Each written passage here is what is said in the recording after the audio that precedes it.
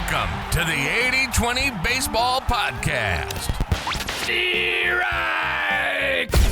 The 80-20 Coaching Masterclass, our weekly get-together where coaches go from new to good and good to great.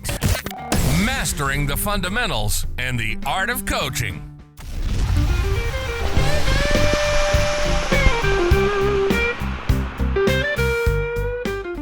Welcome back, coaches. Coach Bo here. We're going to talk about tacit versus explicit knowledge. I didn't know what this was until a few weeks ago. Recently reading the book Streetlights and Shadows by Gary Klein. Great book. And it dives into tacit versus explicit knowledge. And I couldn't help but think, as I was reading it, about coaches and us youth baseball coaches in particular. Now, tacit knowledge, right, is stuff that we know how to do, but it's hard to explain in words, like a feeling, intuition, something that we just get. A real world example would be like riding a bike or fielding a ground ball or hitting a curveball. In the bike example, when we ride a bike, we know how to balance and pedal without thinking about every step, but we can't easily write down how we do it, what our knowledge is of riding a bike. It's tacit knowledge. It's essentially knowledge that happens in the moment for the most part. Fielding a ground ball, reading a pitcher's delivery to get a better jump. Here's some examples of tacit knowledge in baseball. Like I mentioned a second ago, pitch recognition and spin and seam orientation. A hitter subconsciously identifying curveballs versus fastballs. A hitter's ability to adjust their swing timing for different pitch speeds. Sensing the exact moment to start the swing based on the pitcher's release point, the ball trajectory. It's developed through countless reps in practice and games. Another example of tacit knowledge in baseball, reading a fielder's body language in hopes to be able to take an extra base. When a runner's getting to first, they look out to the outfield and they instinctively know when an outfielder is off balance or a little slow to get to the ball or not taking a good angle, allowing the base runner to advance to second base or whatever the next base is. It's kind of a gut feel, intuition, tacit knowledge. Another example is adjusting the glove angle for different catches. When the ball is coming in, we adjust our glove for different catches, whether it's a backhand, underhand. Sometimes we turn the glove outward, inward, up, down, depending on how the ball, the throw, the fly ball, the line drive, the pitch is coming in. We tilt the wrist and pocket naturally to catch it more cleanly depending on the trajectory of the ball coming in. Another one that happens almost every inning is anticipating the hop of a ground ball. That intuition, that feel for an infielder to gauge how the ball will bounce differently, maybe a hard packed surface or a loose soil, wet grass, turf, dry surface, the speed of the ball, the spin of the ball, so the infielder can successfully field the wide variety of ground balls and hits that come their way. That's tacit knowledge. Now, examples of explicit knowledge in baseball: the strike zone dimensions, signs from the coach, equipment standards, regulations, force play versus tag play rules, like appealing a play or a call, the drop third strike rule. That's explicit knowledge. And as coaches, I think we often overcoach the explicit knowledge, which is usually done through talking and communication. We underutilize a great training environment, a game-like environment. So that's why I'm such a big fan of game-like environments and creating training environments that are just like a game. For example, our coaching spiel before practice, after practice, that's not game-like, right? There's nothing that happens during a game that's going to have us sitting there for 3 or 4 minutes talking. In fact, pretty much nothing to do with the game is going to have anything to do with us as coaches. It has to do with the batter, the pitcher, the ground ball, the fly ball, the infielders, the outfielders, the base runners. And we can't pause the game and then give a 2-minute spiel about how this should play out. Explicit knowledge doesn't really help much come game time in the middle of these key plays, especially as the game starts playing faster. But one mistake I've made, and most coaches, in my opinion, make, is we spend too much time on the explicit knowledge stuff. We want to talk it out. Tacit knowledge is learned through rep after game like rep. As I see it, our main job when it comes to drill design and practice design, outside of keeping our kids safe from any unnecessary injury risk, is to create a training environment that mimics as closely as possible the game or a game-like situation, game-like environment, so our players can hone their tacit knowledge, They can strengthen their tacit knowledge. They can speed up the application of their tacit knowledge. See, explicit knowledge isn't time bound for the most part, or at least it's not as time bound. Like knowing the strike zone dimensions, knowing when that pitch is coming in, whether it's going to be a strike or not, is a much different story. Let's say one of our players was asked to explain the strike zone dimensions to us. They might take a couple minutes to explain it, stand up, kind of point it out, maybe draw a vertical rectangle with their hands in the air, showing where it's at, or go stand by home plate and kind of draw it in the air with their finger, their hands. A player explaining strike zone dimensions might take a few minutes or so, but a player only has 1 to 2 hundredths of a second to decide if the pitch is a pitch they should swing at,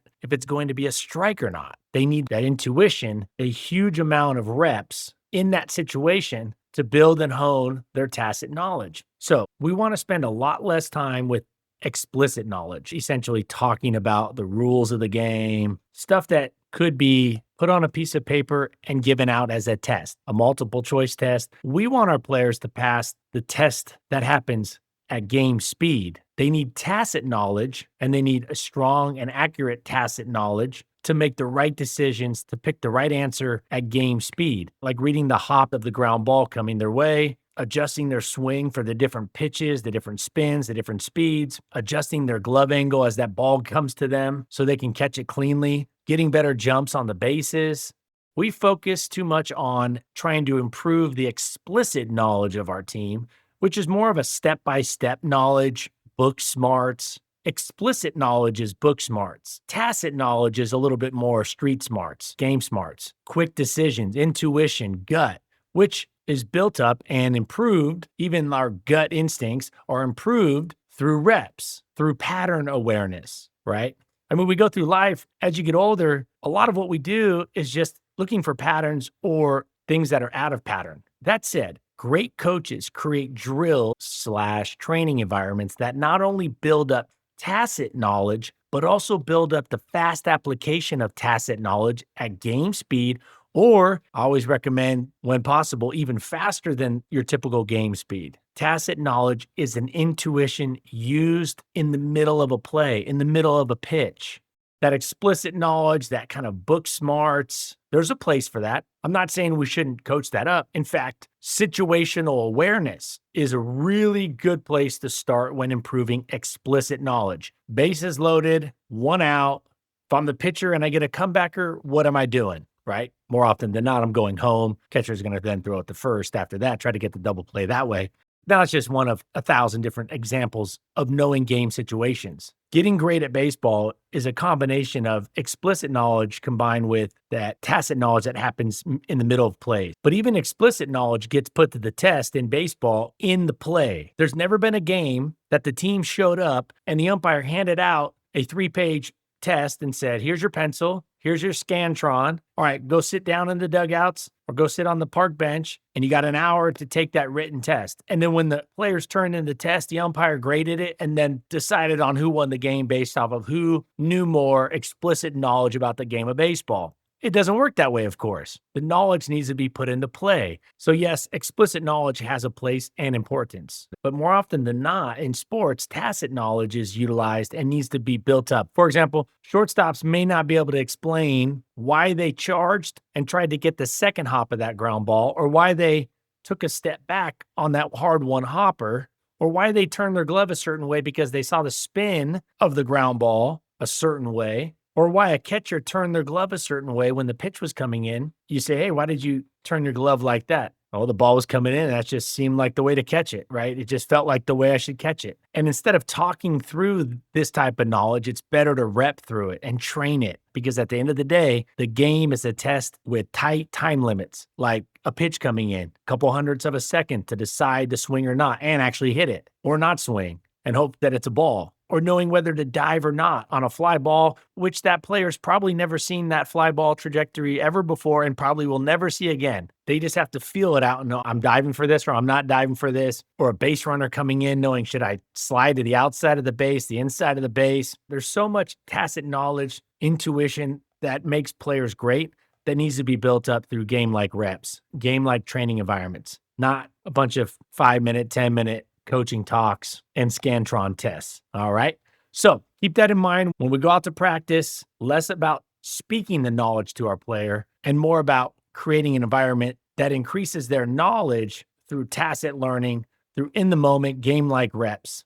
We'll follow up with this topic in the future because I think it's very important. I think this stuff's really fascinating. So when we go out there, having this overarching operating system that we can go out there with, this overarching paradigm mindset that we can go out there with and just be great coaches, no matter the circumstances, no matter the players on our roster, no matter the training environment, no matter the weather. And I think this overarching coaching concept, tacit knowledge, explicit knowledge, book smarts, street smarts, I think it's something to keep in mind when we're out there coaching up our players.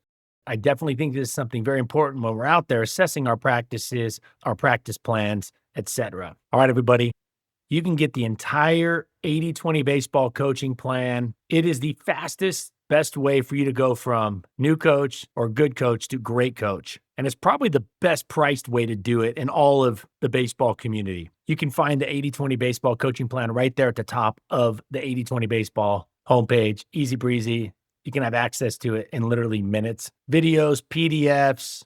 I'm sitting there drawing out the drills on my 75-inch touchscreen, all there for you. Not to mention, you got me to support, help, answer any questions, guidance, 8020baseball.com. You can find that there.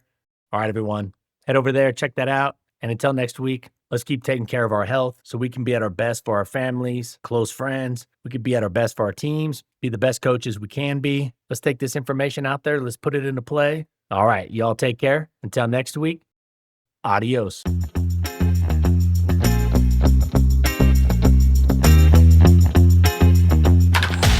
This has been the 80-20 Baseball Podcast, the 80-20 Baseball Masterclass.